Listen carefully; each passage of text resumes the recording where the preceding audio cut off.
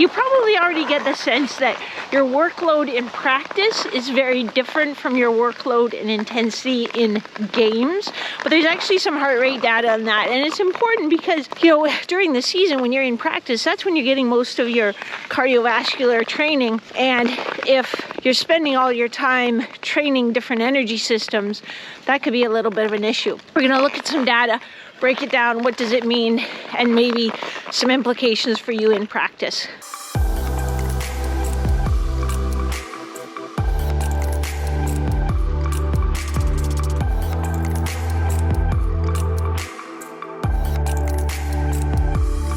So this is going to be a quick episode today, but my friend Kevin Neal, who is the head strength coach for the Boston Bruins, I think they call it the head exercise science dude or something, is his official title, posted this image that I've actually seen before from our other friend, Devin McConnell, who's the strength coach for the Arizona Coyotes.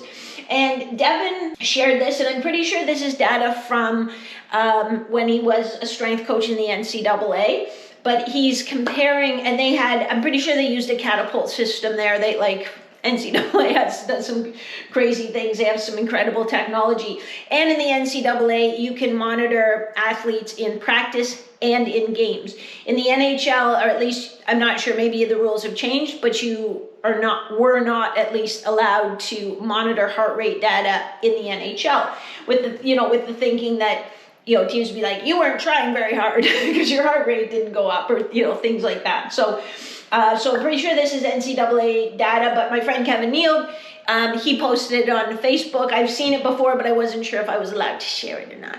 But he posted it on the Facebook, so we're good to go. And basically it looks like this. And on a related note, I'm going to have to get some new ink for my printer, because you heard this thing in there going like, it took about 7 minutes to come out, so lots of ink. This is a very heavy piece of paper.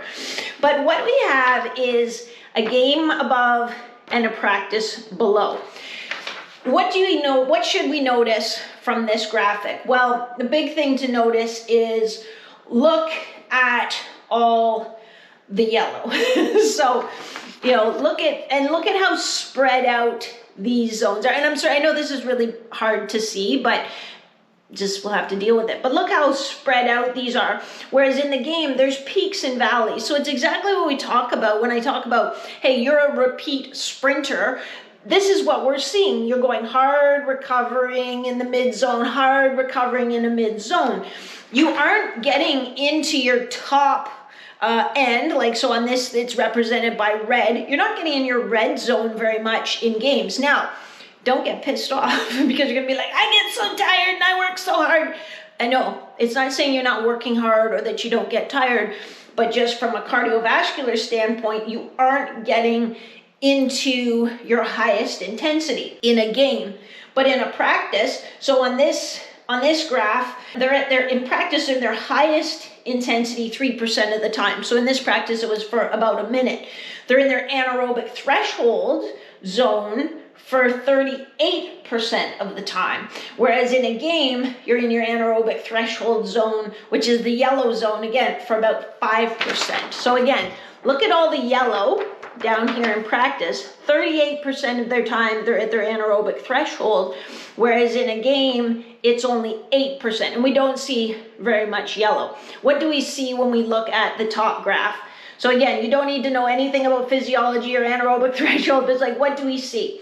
We see a lot of blue, some green, and a little bit of yellow. So the blue is the aerobic zone.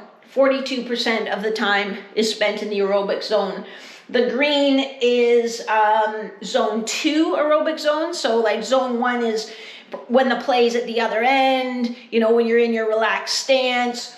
Zone 2 aerobic would be, maybe the puck's sort of in the neutral zone, or you're sort of following it a little bit. That's about 25% of the time. So how do we relate that to training? Number one, I love this graph because it really supports that idea of being a repeat sprinter. And it might be a repeat sprinter with some very light activity and then high intensity activity, but for short bursts. There are no not very many sustained bursts here. I don't know if they came out of dropped the puck and his team took a penalty right off the hop, but there's a little sustained burst. At the end, there's a little sustained burst, but not that much. Whereas in practice, like, it's all like this. And a lot of you want to train like this too. You want to do long intervals so that it's really hard, and but we can still make this can still be pretty hard, but get you the training that you need. So what do we do about practice? Do we go up to the coach and be like, coach, this practice isn't really helping me because I'm not in the appropriate aerobic zones and anaerobic zones for what I need to do in a game? I would probably suggest against that one. It does make a really good argument for having 3 goalies at practice, even though I know you hate to hear that, but it does make a good argument for that. I had commented on Kevin's post about that, and he's like, or the coach could just blow the whistle a little more often in practice and give you a rest. I don't know that that's going to happen really, but he's right. And especially at sort of lower levels, maybe at the pro level where the coach is really looking at the data and they're making a decision. But at most of our levels, that's probably not going to happen. So you might also be in a situation where you have to pick and choose, okay, I'm going to go full out on the next 5 shots.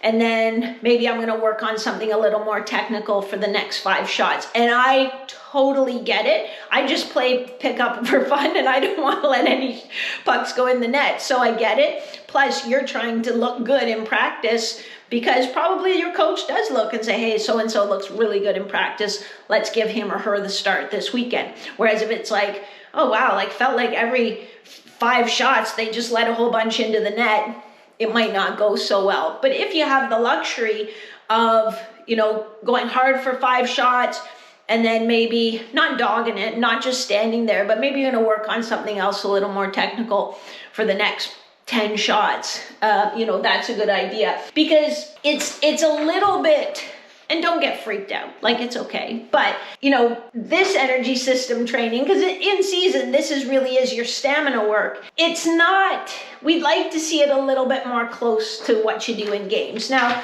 during the off season, it's great because we can really tightly control your work and your rest intervals. We can top up the tank for that. But it would be nice if in practice, your in-season stamina training, we could get it a little closer to what you need to do in games. But anyway, just wanted to share that interesting little tidbit with you. If you enjoyed this video, if you love just looking at graphs, especially multicolored graphs, which is the best, then hit a like button. That would be great. If you are new here and you haven't subscribed yet, now would be the time to do that.